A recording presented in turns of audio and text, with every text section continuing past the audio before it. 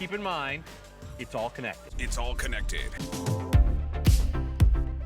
Hey, welcome to ScreenCrush, I'm Ryan Airy. Look, the MCU likes to say it's all connected, but is it becoming too connected? Is the behemoth of Marvel Studios releasing so much content that it's going to collapse under its own weight, and soon it's going to require a total reboot? Now, I'll explain why a reboot would happen, how it could work, and how it connects to Secret Wars. And later, I'm going to be joined by two of the best, Paul Spoilerman from Heavy Spoilers and our very own Colton Ogburn. But first, here's my take. A few weeks ago, I saw a meme going around the internet that was what the Lord of the Rings franchise would look like if it started today, and it included ridiculous prequels like Thorin, Thorin 2, The Grey Wizard, Bard, King of Lake Town, the Gollum movie, etc. Most movie studios will try to milk their IP for all it's worth, like Sony floating the idea of an Aunt May movie. No way, is that real? Yes, they were actually thinking of doing that. Now, Marvel Studios are very different from most studios. They love their characters, they're devoted to the comics, and you never feel like they're being too unfaithful to the source material. But the MCU has become really complex. Phase 1 contained about 13 hours of movies, and if you walked into the Avengers, you could follow the story even if you hadn't seen all those movies. And if you had seen them, then you were rewarded with tiny Easter eggs. But by the time Avengers Endgame rolled around, if you hadn't seen the other 21 films in the franchise plus Agent Carter, you were going to be lost. Why were you supposed to care about Tony meeting his adult father if you hadn't seen his daddy issues from Iron Man 2? My greatest creation is you. Or care why Thor was depressed? We were dating at the time, you see, and I got to introduce her to my mother. Who's dead? Obviously, I loved Avengers Endgame because I am a huge Marvel fan, and it's awesome. But Marvel's Phase 4 has created about 50 hours of content, more than Phases 1 through 3 combined. That is a lot for the average viewer to stay caught up on. Imagine Phase 9 when it's going to take the normies like a year of rewatching to understand why multiversal Thanos, Kang, Loki, Magneto, and Doctor Doom are teaming up for the Axe of Vengeance. Oh, but that sounds awesome. Yeah, it does. High five. But it also might collapse under its own weight. People shouldn't have to do homework to understand a movie. Even if every other movie and show in the MCU is standalone, you're still gonna want to know some of these characters for the team-up films. Everything becomes a must-watch, and that's gonna wear fans out. So, going back to basics and simplifying the stories would seem like a really good idea. Well, what do you mean by simplifying or rebooting? Like do it all over? No, not like that. I'm not going to Amazing Spider-Man this franchise. Not my policy. But there is a really simple way that they could reboot this universe and still keep what it is at its essence. Now, hold on. Damn good coffee. Really hits the spot.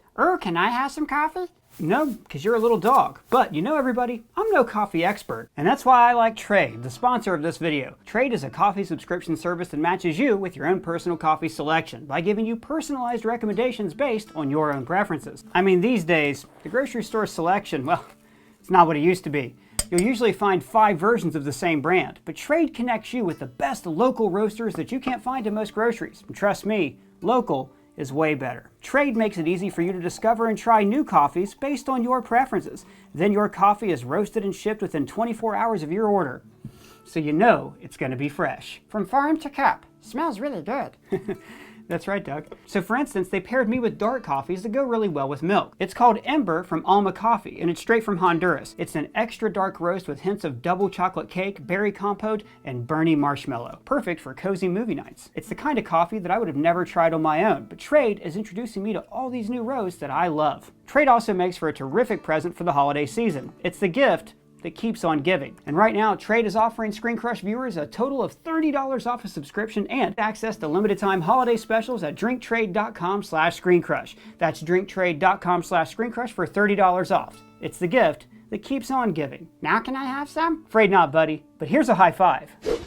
Now back to what I was saying. So let's use the comics as an example of how a proper reboot would work. Over at DC, way back in the year 1985, the comics had spent about 30 years building a complex, ongoing story that actually had spread out to an infinite number of alternate Earths. Maintaining continuity on such a sprawling history actually hurt the creative freedom of writers and artists. So they decided to hold a massive crossover event called Crisis on Infinite Earths. This was a massive 12-issue crossover event that touched every corner of the DC universe and culminated with the DC multiverse being destroyed and then reborn as a single Earth. This new Earth had attributes of the original, but some things were different. Superman had a new origin. He was depowered. Supergirl was no longer from Krypton. Heroes from Earth 2 now had always been on Earth 1, just in the past. Now this move helped to kickstart a renaissance at DC Comics that would give us stories like Batman Year One, Man of Steel, and a kick-ass rebooted Justice League. Now, over at Marvel Comics, they were a little too proud of their connected continuity to just trash it. Instead, in the early 2000s, they launched a new line of comics called the Ultimate line. This was a new line of books that retold the origins of classic Marvel characters, but in a modern setting. Now, the Marvel movies that we know today are based heavily on those Ultimate versions of the characters. Hell, the Ultimate books even introduced Sam Jackson as Nick Fury. The Ultimate line was so successful that some fans of the comics wanted Marvel to ultimize all of their books and jettison all that original continuity, because just like DC, Marvel Comics had become increasingly complicated. Watch like literally any of our videos and you know, we spend a lot of time explaining the comics. Now instead, the Ultimate Universe had a literal conflict with Earth 616 in the comic Secret Wars, which resulted in a temporary universe called Battleworld being formed. Now, I think that's likely what's going to happen in the MCU's Avengers Secret Wars, with Kang or maybe even Doctor Doom creating a new planet filled with variants of heroes from other realities. So in the comics, after Battleworld was over, the Ultimate Universe and Earth 616 were basically combined, with heroes like Miles Morales now moving from one universe into the new one. So the movies could actually do something similar after Secret Wars. If the Multiverse Saga is the end of the multiverse, then a new reality will be born afterwards. And in this new reality, maybe Tony Stark is still alive, or Steve Rogers still has the shield. Maybe everything is super dark, or maybe everything is super light. This would give the studio a chance to recast heroes like Tony Stark. Why would you recast Tony? Robert Downey Jr. was perfect, and his death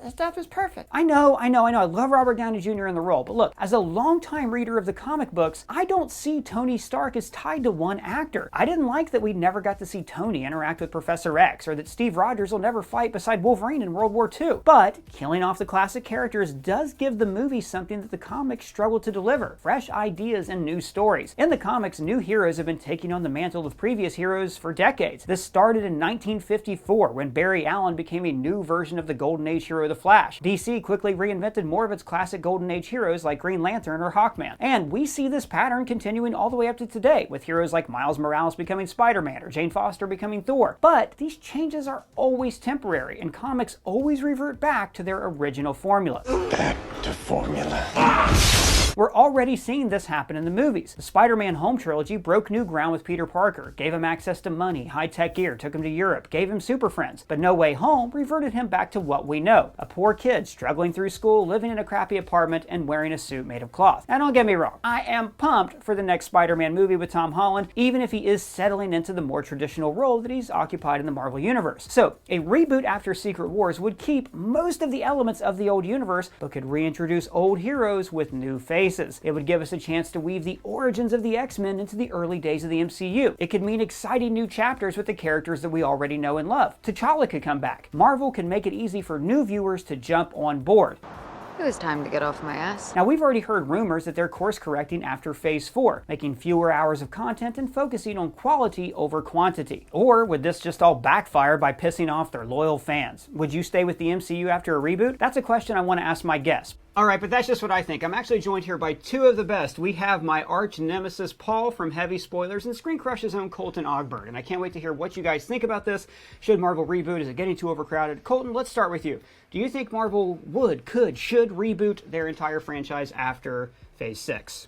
After Phase 6, I think it's going to be kind of a mix. I mean, we are definitely going to get, like you mentioned, an in-universe reboot. I mean, yes, decades from now, they will reboot, the Marvel Universe. The 616 MCU that we're familiar with, and even its multiverse, that's not going to be canon anymore. But yeah, I do think that we are going to see the next saga of the MCU be somewhat of an in-universe reboot, maybe like a Big Bang, kind of like you mentioned, like that's what they did in the comics. And, the thing about the Multiverse Saga and how it compares to the Infinity Saga, I think that the Infinity Saga was Kevin Feige's baby, and I think there's a lot of things that they've done in the Multiverse Saga that he never would have let happen in the Infinity Saga. Like, just a lot of things that they've experimented with. And that's not to imply that he doesn't care about the Multiverse Saga. I just think that he feels more open to trying different things, and it's kind of like become a bit of a sandbox. And there was just something intimate, I think, about Phase 1. You had these 6 characters, and yeah, at the time we were excited for them to bring in more and more.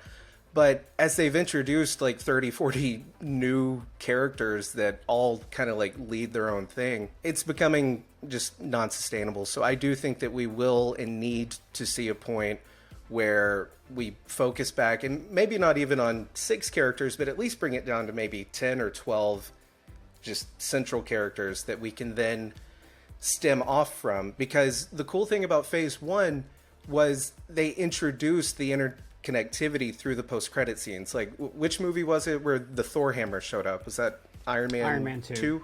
Yeah. So that was so cool. And that's something that they could do if they reboot the universe at the end of Secret Wars and just imply, hey, there's a new universe, but don't give us the details of what that universe is.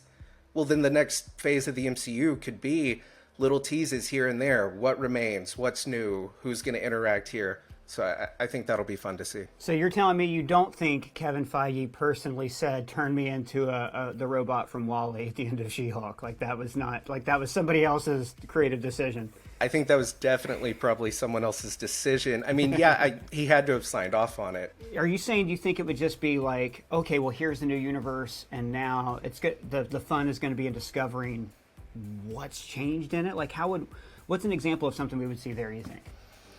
I would think that, and I mean, I think you mentioned in the video talking about how we need to see like Tony Stark interact with Professor X. That's something that we need to see. And rebooting in universe gives you that opportunity. But at the same time, you don't want to be in a position where, so just all of the other films from the MCU didn't matter. No, they still matter and they still interconnect as part of the canon. So in terms of like what they would tease, I would think that you would have like a different... Didn't Kevin Feige mention in an interview where there's like 3 new lanes of the MCU? It's like the street level, the mystical level, and the cosmic level. You're talking about Ghost Rider, we've got Blade, we've got Doctor Strange, we've got the supernatural, we've got the street level with our announcement of Daredevil, and cosmic. I could see them taking an approach where maybe we have like 3 different lanes of smaller groups of interconnectivity leading up to their own like culmination films. And then for like a saga capper, we have all of those, different lanes come together. But I don't think we're going to be seeing things like that happen as often as we have before.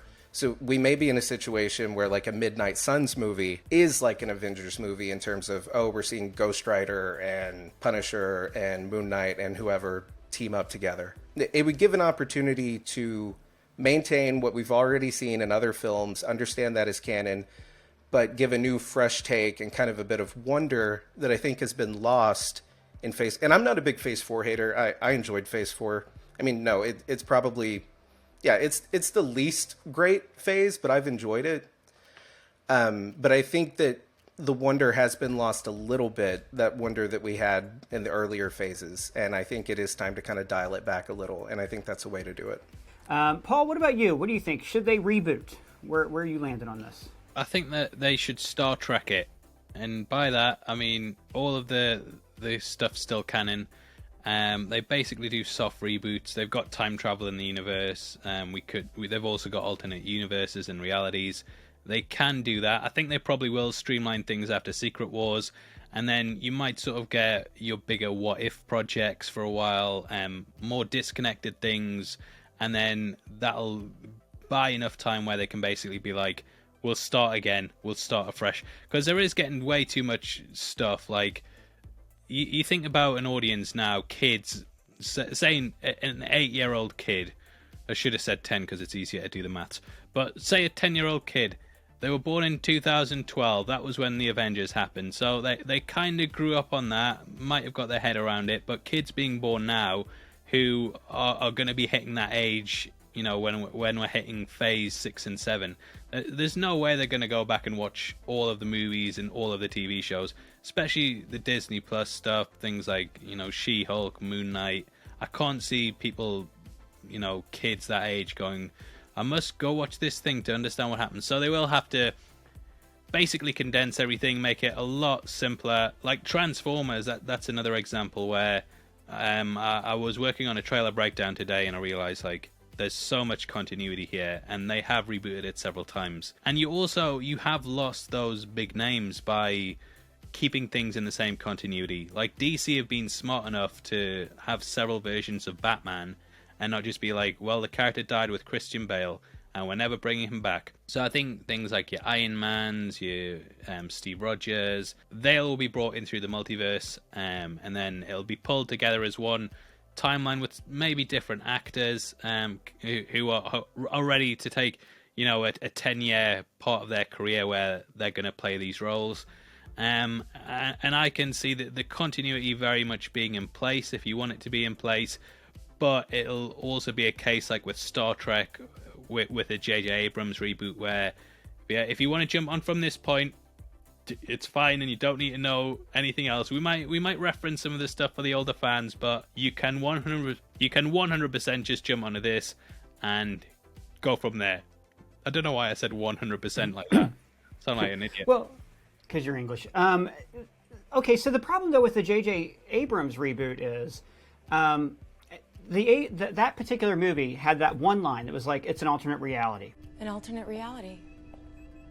Precisely. Which basically gave fans like me permission to shut up and enjoy the movie, which is fine. But then you're having to maintain this other continuity. I know you talked about other Batman being a pro, and it is, but it's also, there's Batman fatigue, but we're not going to talk about that right now. But it's also like, fans might get confused. Like your casual fan will be like, wait, is this from the Joker movie? Is this guy going to fight the Joker? And kind of what I addressed earlier with DC, in their comics from the 50s through the 80s when they introduced the multiverse, the continuity got ridiculous. Like they were never as guarded with their continuity as Marvel always has been with like story Bibles, things like that. So what you're describing kind of sounds like they would hit that territory where it's like, okay, so this timeline, is that the timeline where Shuri became Black Panther, or when T'Challa Jr. went to space and became the next Black Panther with space powers? Like, it kind of feels like by introducing the multiverse and trying to maintain shared universes within each of them, that's like a cluster waiting to happen as far as like your casual fan. What do you think? Well, I mean, people understand the X-Men timelines separate from the MCU, but they've started bringing that into it. I mean, look at how many timelines they're bringing in. They've got all the Spider-Man, the Sam Raimi ones. Andrew Garfield's now connected to the... I mean, you've got 3 Spider-Men in a movie, so, people can get their heads around there being stuff. And the X-Men as well, that's another perfect example. That has basically been adopted by the MCU now, and it's just classed as another universe rather than being... my grandma, she hasn't seen any of the original Spider-Man movies. She loves the MCU, watched No Way Home, didn't have a problem with it. So I think, having the multiverse as a device, you can just understand that these are separate versions. And if you like that version, then go and watch that one. But this connectivity is going to make the hardcore fans really be like, well, I have to see everything else. Whereas I think that the biggest off-putting thing for the MCU is the fact that there's so much homework to do, which people might not want to do. But if they integrate these ideas into the movies where it's like, you don't have to do your homework, you're still going to enjoy the film, it's going to be welcoming to general audiences, but hardcore fans can be like, well, I know everything about the Amazing Spider-Man universe. You know what I mean? It's like, it's all coming together, and if you want to explore different things, that's the best way to go about it. And, I think you both touched on it, and I talked about it earlier. You don't want people to feel like they're doing homework, but you also don't want to piss off your fans. Like, the reason people go see these movies, the reason people turned out to see Captain Marvel, for example, was because they felt like they had to see it to understand how Thanos was going to be beaten in Avengers Endgame. No offense to the movie Captain Marvel, but that post-credits scene really drove traffic to that movie. So are we going to piss off the fans like by saying, oh, no, that continuity, don't worry about that? Or is there a way to like maintain that link? Paul, what do you think? I think there is, yeah. It would just have to... I mean, even things like She-Hulk don't massively feel like they're reliant on the MCU. They obviously have their moments, but you could probably get away with removing certain connections and it being completely fine. That you never know. Secret Wars, Kevin Feige might announce that he's retiring, and Disney might do the right thing and be like, we're just gonna, this is the end of the MCU. We've told a complete story. We're turning down the money. We're not going to milk it. This is a complete thing. Give us 10 years and we'll be back with more Marvel movies. Also, park admission is now free for disadvantaged children. And yeah, of course, they would definitely do that. Yeah. So, I mean, I think the MCU really rests on Kevin Feige's shoulders. And like you said before, if he leaves, then who is going to take over that? I mean, who's worked on all of the films to the point where they're going to have the know-how and the knowledge of, how this all ties together as one seamless thing. So they might even just end it, go, look, people are getting comic book fatigue. We don't want to completely kill this. It's ending with Kevin Feige in Secret Wars. Give us 10 years and we'll come back completely rebooted from the off and not ruin it by just making thousands and thousands more movies. I don't know. I think that the idea of Wolverine and Spider-Man being in a movie together will be enough for people. Like, they're barely touching mutants in this saga, so I don't think that'll happen. Like a mutation. You both mentioned this, and I talked a little bit about it, but the overcrowding. Phase 4, 51 hours of programming, more than the first 3 phases combined. Too much of a good thing. Is it diluting the water? Is it diluting the quality too much? Colton, what do you think? How should they address the overcrowding going forward? What more specifically? Like, I know you can bring up the things I said, like they're turning Armor Wars into a movie and they're going to do special presentations. But what specifically do you think, like, maybe could have been a special presentation, or should have been a movie, or should they have just scrapped altogether? What do you think? It's extremely overcrowded, and it takes away, like, the intimacy I was mentioning. And I think a way to do away with that is either you either have to cut back on the characters, but I don't think they're going to do that. You don't introduce all these characters with the plan of, and then we're going to get rid of them all in 3, 4, 5 years. I really do think that in that interview, I think it was with MTV, when he mentioned the different lanes of Marvel, I really do think that's his plan, to maybe have somebody that he is preparing, like maybe 3 different people for each lane of the MCU, to take those stories and run with them in their cohesive, sections, maybe not mixing Spider-Man with the mystic arts part of the MCU. Have your mystical characters, have your street level characters, have your cosmic characters, and maybe have 3 people that he's been preparing over the years, producers that have been working by his side, getting them ready for those paths, and they can focus just on those individual lanes. And I really think that's the direction they're probably going to go, because I don't see them cutting back on the number of characters. I mean, after you've just introduced them all, I don't know why you would then cut back on the number. Well, one thing there about cutting back characters, they can cut back shows, but keep the characters. She-Hulk can appear as a supporting character in a different movie, or vice versa. Somebody else can team up with She-Hulk. Part of the fun of Thor Ragnarok was just getting to see Bruce Banner, not even Hulk, but Bruce Banner and Thor. So that kind of buddy dynamic might, instead of having human supporting cast members, it might just be hero supporting cast members. And you brought up twice now the thing about Marvel going into different lanes, which is exciting because I want to see more things like Werewolf by Night. It also does sound really familiar to the 1990s, when Marvel very much formalized this in their comics. And they were like, no, we've got like 6 Spider-Man titles, like 9 X-Men titles. There were Hulk titles, and they overcrowded the shelves of comic books, created comic book fatigue, and completely devalued their product, along with things like the Clone Saga and the whole like superheroes being revamped fatigue that hit fans. It almost blew up the whole industry. I hope that doesn't happen, because I love these movies and I don't want to see people wear out on them. Paul, what about you? What do you think? How would you address, or how do you think they should address the overcrowding? Just go back to what worked. I mean, Phase 1 worked, Phase 2's worked, Phase 3 worked. It was just all movies.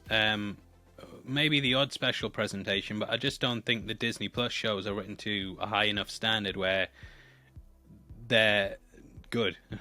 They're fine, they're serviceable, but they're not. I mean, outside of Loki, none of them had any impact, and that's what they were sold as. They were sold as being these movies that you had to see. Basically, it was sold as being a movie cut up into 6 parts that you had to see in order to get anything. Outside of Loki, I don't feel like anything's necessary. Maybe Captain Falcon and the Winter Soldier, maybe WandaVision, but the later shows especially, it's just kind of introducing a character, having them go through the motions, and then introducing a mediocre villain, fighting them, and that's it. But none of that really matters if every project is super good quality.